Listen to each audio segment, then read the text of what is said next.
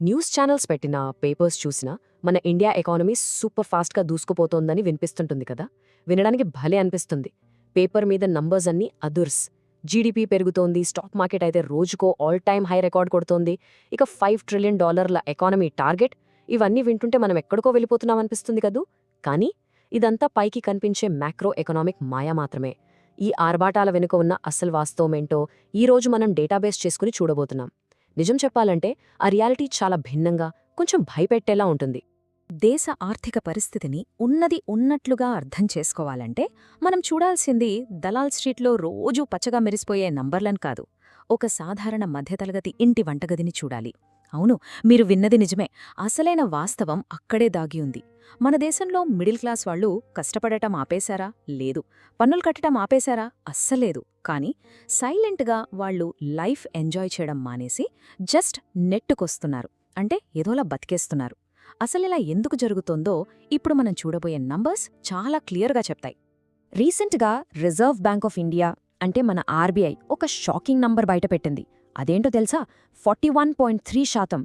2025 నాటికి మన దేశ జాతీయ జీడీపీలో కేవలం మన ఇళ్లల్లోని అప్పులే 41.3%కి చేరుకుంటాయని ఒక అంచనా. ఒకసారి ఆలోచించండి, 2021లో ఇది కేవలం 36% మాత్రమే ఉండేది. కొన్నరనొచ్చు, అదేంటి పాశ్చాత్య దేశాలతో పోలిస్తే ఇది తక్కువే కదా అని. కాని బాస్, ఇక్కడ మనం భయపడాల్సింది ఆ అప్పుల సైజ్ చూసి కాదు, ఆ అప్పుల స్వభావం చూసి. అసలు క్రైసిస్ అంతా అక్కడే ఉంది. సాధారణంగా మనం అప్పు ఎందుకు చేస్తాం? ఒక ఇల్లు కొనుక్కోడానికో, లేదంటే ఏదైనా వ్యాపారం పెట్టడానికో కదా. ఇలా లాంగ్ టర్మ్ ఆస్తులు క్రియేట్ చేయడానికి అప్పు చేస్తే అది ఆరోగ్యకరమైన ఆర్థిక వ్యవస్థకు ఒక మంచి సైన్. కానీ ఇక్కడ సీన్ రివర్స్. మొత్తం మన అప్పుల్లో ఏకంగా 54.9%, అంటే సగానికి పైగా అప్పులు కేవలం పర్సనల్ లోన్లు, క్రెడిట్ కార్డులు, ఇంకా నాన్ హౌసింగ్ రీటైల్ లోన్ల రూపంలోనే ఉన్నాయి. ఇవేదో సంపదను సృష్టించే అప్పులు అస్సలు కాదు. ఇవి కేవలం మన రోజువారీ అవసరాలు తీర్చుకోవడానికి, సింపుల్గా చెప్పాలంటే బతకడానికి చేస్తున్న అప్పులు. ఈ డెప్త్ ట్రాప్లో మనం గమనించాల్సిన అతిపెద్ద డేంజర్ ఇదే. ఇది చాలా బాధాకరమైన విషయమండి. ఒకప్పుడు నెల పూర్తయ్యేసరికి అబ్బా, ఈ నెల ఎంత దాచుకున్నాం అని మాట్లాడుకునే మధ్యతరగతి కుటుంబాలు ఈరోజు బాబోయ్, ఈ నెల ఈఎంఐ ఎలా కట్టాలిరా దేవుడా అనే భయంలో బతుకుతున్నాయి. అంటే భారత మధ్యతరగతి ఇప్పుడు ఒక భవిష్యత్తుని నిర్మించుకోవడానికి అప్పులు తీసుకోవడం లేదు, కేవలం ఈ నెలాఖరు దాటడానికి అప్పులు తీసుకుంటోంది. ఇది మన ఫైనాన్షియల్ హ్యాబిట్స్లో వచ్చిన చిన్న చేంజ్ కాదు, మన ఆర్థిక వ్యవస్థ పునాదులే కదులుతున్నాయనడానికి ఒక పెద్ద రెడ్ అలర్ట్. మన రోజువారీ జీవితం ఈఎంఐల చుట్టూ ఎలా తిరుగుతోందో చూస్తే మీకే అర్థమవుతుంది. ఒకప్పుడు ఇల్లు, కారు కొంటే ఈఎంఐ ఉండేది. ఇప్పుడు పిల్లల స్కూల్ ఫీజులకు ఈఎంఐ, ఏదైనా జబ్బు చేస్తే హాస్పిటల్ బిల్లకు ఈఎంఐ, చేతిలో ఉన్న స్మార్ట్ఫోన్లు, బైక్ల సంగతైతే ఇక చెప్పక్కర్లేదు. కానీ పరిస్థితి ఎంత దారుణంగా మారిపోయిందంటే, వచ్చే జీతం ఏ మూలకు సరిపోక నెలవారీ ఇంటి అద్దెలు కూడా క్రెడిట్ కార్డులతో కడుతున్నారు జనాలు. ఇక నెలలో చివరి 5 రోజులు సరుకులు కొనుక్కోడానికి కూడా యూపీఐ ద్వారా చిన్న చిన్న మైక్రోలోన్స్ తీసుకునే పరిస్థితి వచ్చేసింది. అప్పు లేకుండా ఒక్క రోజు కూడా గడవని లైఫ్ స్టైల్లోకి మనం అలా జారిపోతున్నాం. అసలు ఎందుకిలా జరుగుతోంది? సింపుల్ మ్యాథ్స్ అండి. గవర్నమెంట్ లెక్కల ప్రకారం ఇన్ఫ్లేషన్, అంటే ద్రవ్యోల్బణం, దాదాపు 5% ఉంది అంటారు. అది పైకి చాలా కంఫర్టబుల్గా కనిపించే నంబరు. కానీ గ్రౌండ్ రియాలిటీ ఏంటి? పిల్లల చదువుల ఖర్చు ఏటా 15% పెరుగుతోంది, హాస్పిటల్ ఖర్చులు 20%, ఇంటి అద్దెలు చూస్తే 10-15% ఇట్టే పెరిగిపోతున్నాయి. ఇన్సూరెన్స్ ప్రీమియంలు, కూరగాయలు, పెట్రోల్ ధరలు అన్నీ మండిపోతున్నాయి కదా. మనకు అవుతున్న వాస్తవ ఖర్చులు ఇంత దారుణంగా పెరుగుతుంటే దానికి తగ్గట్టు జీతాలు మాత్రం పెరగట్లేదు. ఈ సంపాదనకు, ఖర్చుకు మధ్యనున్న గ్యాప్ రోజురోజుకు ఓ రేంజ్లో పెరిగిపోతోంది. ఈ గ్యాప్లోనే మనమొక భయంకరమైన ఉచ్చులో పడిపోతున్నాం. దీన్ని ఒక 4 దశల పతనమనే చెప్పొచ్చు. ఫస్ట్ ఏం జరుగుతుందంటే, రోజువారీ ఖర్చులకే మన నెలవారీ సేవింగ్స్ అన్నీ కరిగిపోతాయి. సెకండ్ స్టెప్, సడన్గా ఏదైనా అనుకోని ఖర్చొచ్చిందనుకోండి, ఏళ్ల తరబడి దాచుకునే ఎఫ్డీలను బ్రేక్ చేసేస్తాం. థర్డ్ స్టెప్, చేతిలో ఉన్న డబ్బులు మొత్తం అయిపోగానే ఆ గ్యాప్ ఫిల్ చేయడానికి క్రెడిట్ కార్డులు గీకడం స్టార్ట్ చేస్తాం. ఇక ఫోర్త్ అండ్ ఫైనల్ స్టెప్, ఆ క్రెడిట్ కార్డు బిల్లులు కట్టలేనంతగా కొండలా పెరిగిపోయినప్పుడు ఆ పాత అప్పులు తీర్చడానికి హై ఇంట్రెస్ట్ రేట్లకు పర్సనల్ లోన్ తీసుకుంటాం. ఏవండి, దీని ఫైనాన్షియల్ ప్లానింగ్ అనరు, అప్పులో ఉబిలో కూరుకుపోవడం అంటారు. ఇలాంటి లైఫ్ సైకిల్ చివరికి మనల్ని ఒక భయంకరమైన నంబర్ దగ్గరికి తీసుకొచ్చింది. అదే 5.6%. మన దేశ నికర గృహ ఆర్థిక పొదుపు రేటు, అంటే net household financial savings, జీడీపీలో కేవలం 5.6%కి పడిపోయింది. గత 50 ఏళ్ల చరిత్రలో చూసుకుంటే ఇదే అత్యల్పం. ఒకప్పుడు ప్రపంచంలోనే అత్యధికంగా డబ్బులు దాచుకునే దేశాల్లో మన ఇండియా టాప్లో ఉండేది. కానీ ఇప్పుడు పరిస్థితి ఏంటంటే మధ్యతరగతి పొదుపు చేయడం మానేయడమే కాదు, గతంలో కష్టపడి దాచుకున్న మొత్తాన్ని కూడా కరిగించేస్తున్నారు.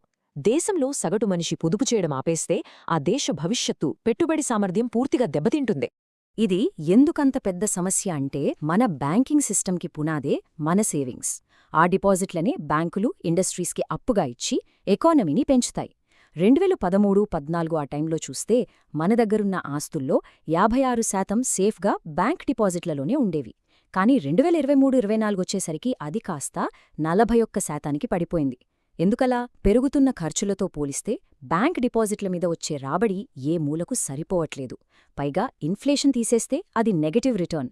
అందుకే జనాలు బ్యాంకుల భద్రతను వదిలేసి రిస్క్ అయినా పర్లేదని షేర్ మార్కెట్ల వైపు పరుగులు తీస్తున్నారు.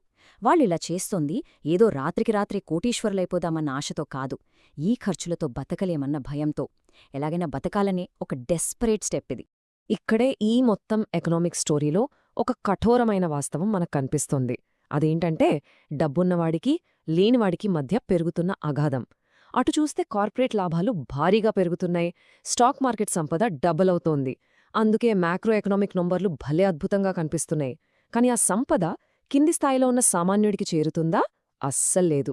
డేటా చూస్తే మైండ్ బ్లాక్ అవుతుంది.